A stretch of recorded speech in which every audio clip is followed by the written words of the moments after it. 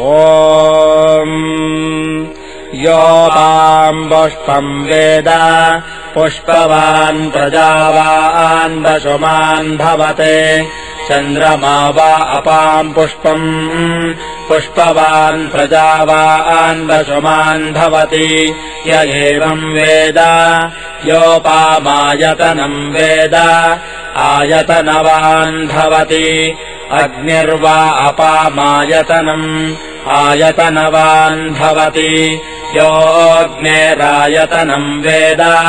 आयतनवान् भवति आपो वा अग्नेरायतनम् आयतनवान् भवति य एवम् वेद योपामायतनम् वेद आयतनवान् भवति वायुर्वा अपामायतनम् आयतनवान् भवति यो वायोरायतनम् वेद आयतनवान् भवति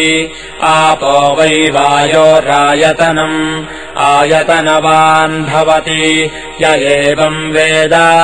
योपामायतनम् वेद आयतनवान् भवति असौ वै तपन्नपामायतनम् आयतनवान् भवति योमश्यतपत आयतनम् वेद आयतनवान् भवति आपो वा अमुष्यतपत आयतनम् आयतनवान् भवति य एवम् वेद योपामायतनम् वेद आयतनवान् भवति चन्द्रमा वा अपामायतनम् आयतनवान् भवति यश्चन्द्रमस आयतनम् वेद आयतनवान् भवति आपो वै चन्द्रमस आयतनम् आयतनवान् भवति य एवम् वेद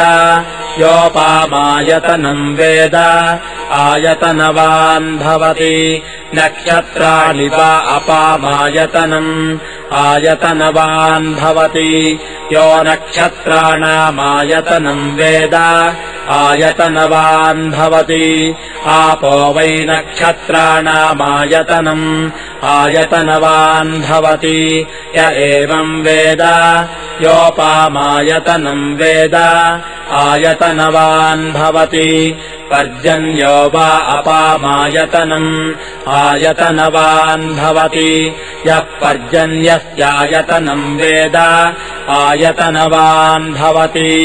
आपो वै पर्जन्यस्यायतनम् आयतनवान् भवति य एवम् वेद योपामायतनम् वेद आयतनवान् भवति संवत्सरो वा अपामायतनम् आयतनवान् भवति यः संवत्सरस्यायतनम् वेद आयतनवान् भवति आपो वै संवत्सरस्यायतनम् आयतनवान् भवति य एवम् वेद योऽप्सुनावम् प्रतिष्ठिताम् वेद प्रत्येव तिष्ठति